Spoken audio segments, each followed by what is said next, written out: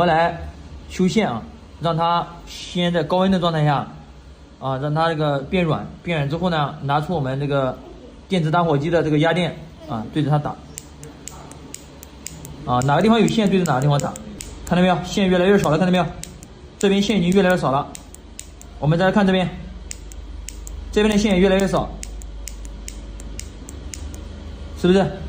线已经完全消失。现在这个效果非常的哇塞，兄弟们，你学会了没有？